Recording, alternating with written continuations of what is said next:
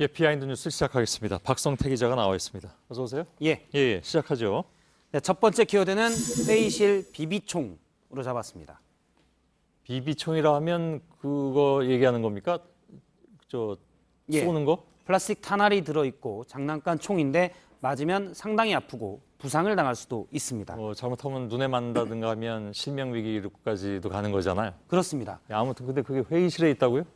한 대기업 회의실에서 비비총이 등장했었고 실제 발사까지 된 것으로 확인이 됐습니다. 보름 전쯤에 익명 커뮤니티 게시판에 한 글이 떴는데 유전무죄, 무전유죄라는 제목으로 떴고요. 예. 회의 시간에 일을 좀 잘못한다고 상사가 비비탄 총을 쐈다며 라고 돼 있습니다. 어떤 삼성전자 내부 직원이 올린 글입니다. 예. 그런데 수석, 부장, 일반 기업에서는 부장인데요. 수석급이 부하 직원에게 실제 회의실에서 일을 잘 못한다고 비비총을 쏜 겁니다. 그래요? 예. 예. 그런데 이제 근데 징계도 안 받고 확인이 된 건가요? 그렇습니다. 믿어지질 않아서. 예, 내용은 확인이 됐습니다. 지난 3월에 있었던 일인데요.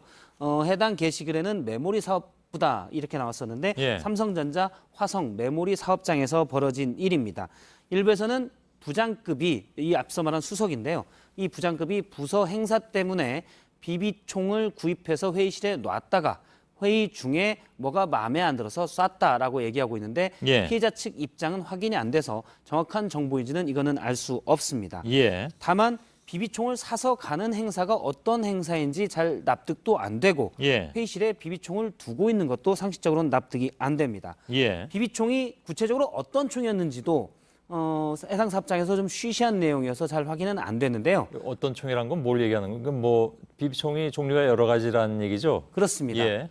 위력이 큰 장총도 있고요. 지금 보면 위력이 상대적으로 작은 권총 모양의 비비총도 있습니다. 예. 다만 위력이 작더라도 가까운 거리에서 맞으면 상당히 아프고요. 과거에 여러 사례를 보면 비비총에 맞아서 부상을 입었다. 이런 뉴스도 많이 확인할 수가 예. 있습니다.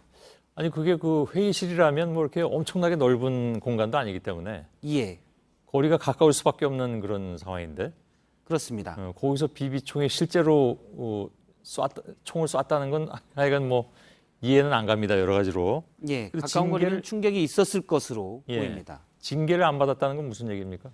삼성전자는 일단 가해자와 피해자가 서로 이해를 했다라고 그 뒤 상황에 대해서 밝혔고요. 예. 피해자가 희망에 따라서 부서를 이동했다고 합니다. 그러니까 피해자가 부서를 바꿨고요. 예. 가해자인 수석, 즉 부장은 아무런 징계를 받지 않은 것으로 알려졌습니다. 대신 담당 임원이 경징계인 경고 조치를 받았습니다. 예. 앞서 이제 익명 게시판에는 이 가해자인 수석, 즉 부장의 아버지가 삼성전자의 전직 고위 임원이었다라는 설이 있다라고 얘기를 하는데요. 예. 실제 확인해 보니 그것도 맞았습니다. 예. 아니 뭐 전직 고위 임원이 자기 아버지면 총질해도 되는 건지는 잘 모르겠는데 예. 기가 막히기도 하고 아무튼 알았습니다. 아무튼 여러 가지 직장 내 갑질을 들어보지만 비비탄은 정말 생소합니다. 예. 예. 새로운 갑질 유형으로 나왔습니다. 예.